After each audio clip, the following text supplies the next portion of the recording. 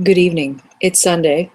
Time for chapter 11 of Pride and Prejudice by Jane Austen. This one's nice and short. When the ladies removed after dinner, Elizabeth ran up to her sister and, seeing her well guarded from cold, attended her into the drawing room, where she was welcomed by her two friends with many professions of pleasure, and Elizabeth had never seen them so agreeable as they were during the hour which passed before the gentlemen appeared. Their powers of conversation were considerable. They could describe an entertainment with accuracy, relate an anecdote with humor, and laugh at their acquaintance with spirit. But when the gentlemen entered, Jane was no longer the first object. Miss Bingley's eyes were instantly turned towards Darcy, and she had something to say to him before he had advanced many steps. He had addressed himself directly to Miss Bennet with a polite congratulation. Mr. Hurst also made her a slight bow, and said he was very glad, but diffuseness and warmth remained for Bingley's salutation. He was full of joy and attention.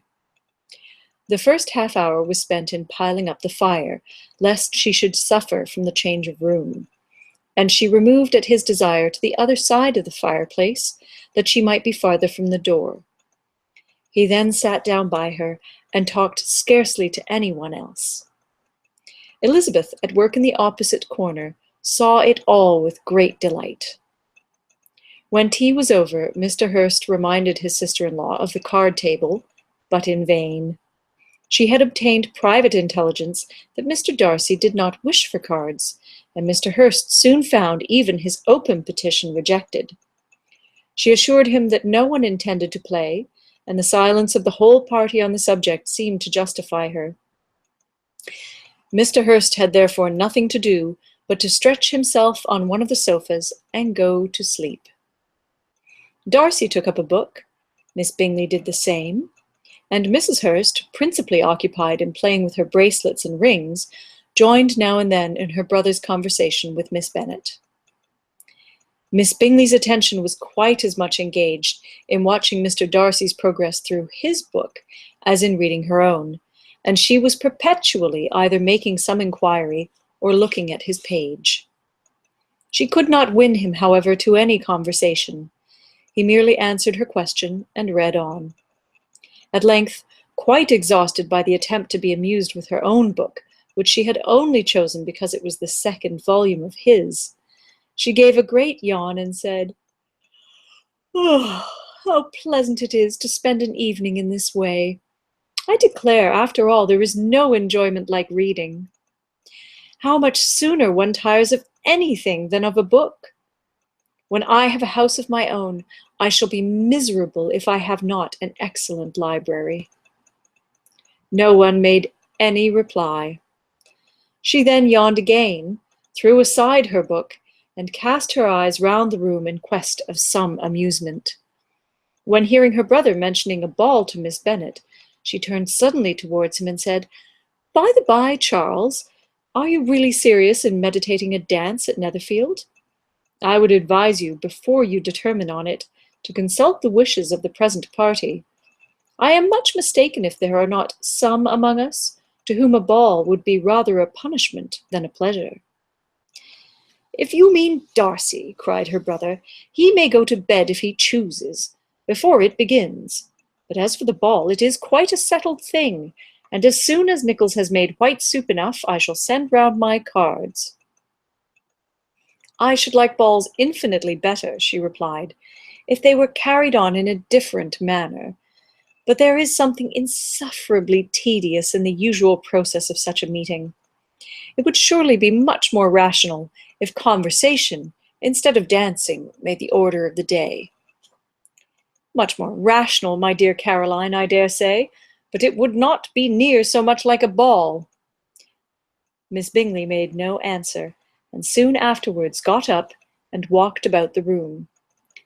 Her figure was elegant, and she walked well, but Darcy, at whom it was all aimed, was still inflexibly studious. In the desperation of her feelings, she resolved on one effort more, and turning to Elizabeth, said, "Miss Eliza Bennet, Let me persuade you to follow my example and take a turn about the room. I assure you it is very refreshing after sitting so long in one attitude." Elizabeth was surprised, but agreed to it immediately. Miss Bingley succeeded no less in the real object of her civility. Mr. Darcy looked up. He was as much awake to the novelty of attention in that quarter as Elizabeth herself could be, and unconsciously closed his book. He was directly invited to join their party, but he declined it, observing that he could imagine but two motives for their choosing to walk up and down the room together, with either of which motives his joining them would interfere. What could he mean? She was dying to know what could be his meaning, and asked Elizabeth whether she could at all understand him.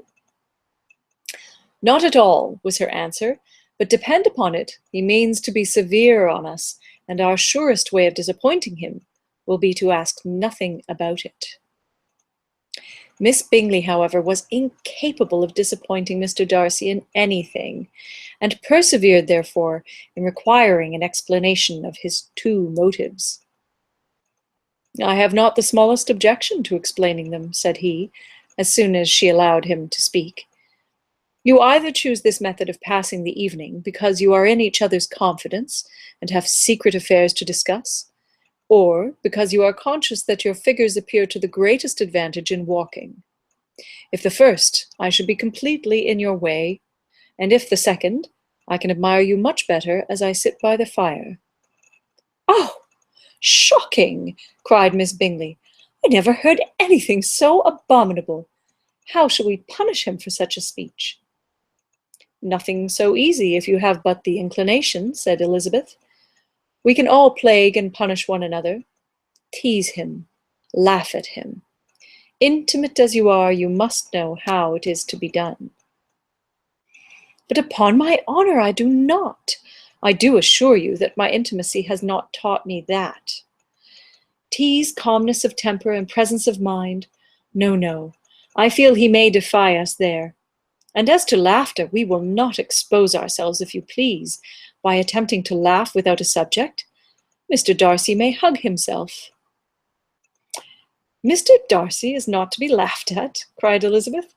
"That is an uncommon advantage, and uncommon I hope it will continue, for it would be a great loss to me to have many such acquaintance.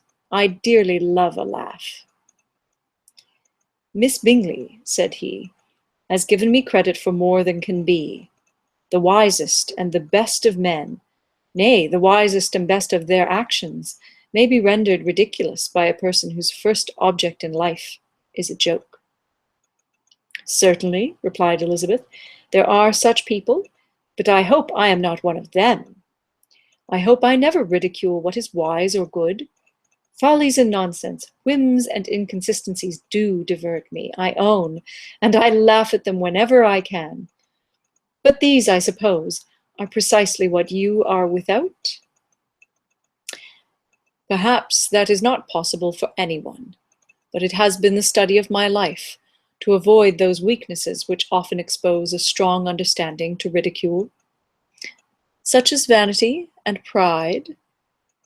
"Yes, vanity is a weakness indeed, but pride, where there is a real superiority of mind, pride will be always under good regulation." Elizabeth turned away to hide a smile. "Your examination of Mr. Darcy is over, I presume," said Miss Bingley, "and pray what is the result?" "I am perfectly convinced by it that Mr. Darcy has no defect. He owns it himself without disguise." "No," said Darcy, "I have made no such pretension. I have faults enough, but they are not, I hope, of understanding. My temper I dare not vouch for. It is, I believe, too little yielding, certainly too little for the convenience of the world. I cannot forget the follies and vices of others so soon as I ought, nor their offences against myself. My feelings are not puffed about with every attempt to move them. My temper would perhaps be called resentful. My good opinion, once lost, is lost forever." "That is a failing indeed," cried Elizabeth. Implacable resentment is a shade in a character. But you have chosen your fault well. I really cannot laugh at it. You are safe from me. There is, I believe, in every disposition, a tendency to some particular evil, a natural defect which not even the best education can overcome. And your defect is a propensity to hate everybody. And yours, he replied with a smile, is willfully to misunderstand them. Do let us have a little music, cried Miss Bingley, tired of a conversation in which she had no share. Louisa, you will not mind my waking Mr. Hurst?